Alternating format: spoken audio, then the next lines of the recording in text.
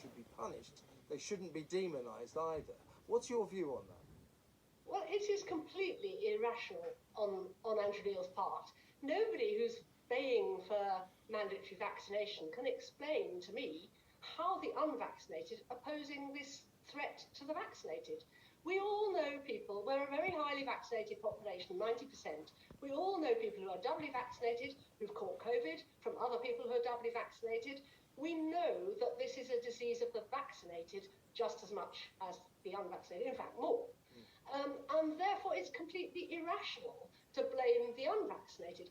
And if you ask people why, you'll find that most of the people who are unvaccinated, they're younger, so they've made a very sensible decision, in my view. I wouldn't try and dissuade them at all. If I was 25, I would be thinking, I'm otherwise healthy, I'm at extremely low risk. Do I really want to take a drug that is still in the trial phase with no long-term safety data and is not licensed? So the idea of mandating something that's not yet licensed is quite bizarre. And also, the other reason you'll find many people are unvaccinated is because they've already had COVID.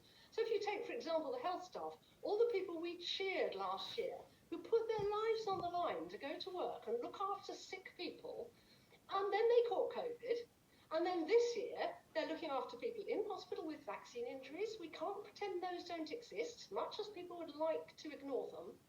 And yet they are expected to get vaccinated. And if you've already had COVID, your risk of side effects from the vaccine is increased. And also, if you catch this naturally, you will be doing the public a service, because you will then have long-term, broad, robust immunity, which will add far more to herd immunity than you just joining this group of people who are having to get vaccinated with booster shots every, 3 months? Will it be 2 months next time? Who knows? On a statistical, medical basis, 85% of the population have had 2 jabs, apparently, and 93% have had at least 1 jab. Now, 5 million are still saying, no, we don't want it. Now, in a population of 67 million, does it make any difference whether or not this 5 million are vaccinated or not? We've got enough immunity as it is, haven't we? Yeah, of course we have. But anyway, what I'm saying is at least 2/3 of the unvaccinated are already immune. They will have had this. Then, that will be for quite a lot of them, that will be the reason they've chosen not to get vaccinated. If you've had COVID, you do not need to be vaccinated. And it's illogical that we've rubbished natural immunity all of last year.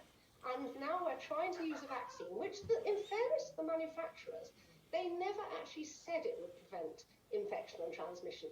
What they said was that it would reduce serious illness and death. So if you are at risk of serious illness and death, then it's a very reasonable choice to get vaccinated. If you're at extremely low risk, then it's much equally valid choice to think, well, I'll take my choice on natural immunity. And the implication somehow is that the unvaccinated are a permanent risk for society. Yeah. But they're only a risk of catching it and giving it to you until they've caught it. And then they're fine. And the people who had SARS in 2003 have still got naturally occurring immunity 17 years later. SARS didn't go because of a vaccine. It went because